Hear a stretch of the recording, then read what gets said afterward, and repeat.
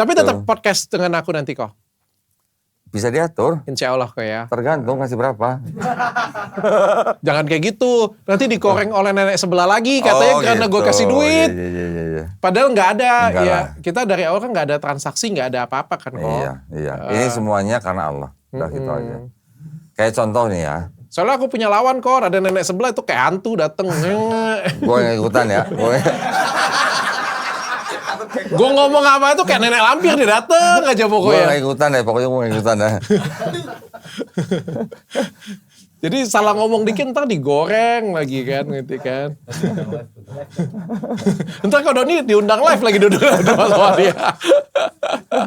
Kemarin sama Kohani udah. Iya.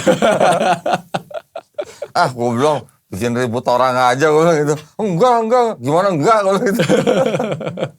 Orang kan kalau bisa kan kita mendamaikan gitu ya. Ini malah manas-manasin aja, manas kompor. Kompor beleduk dah.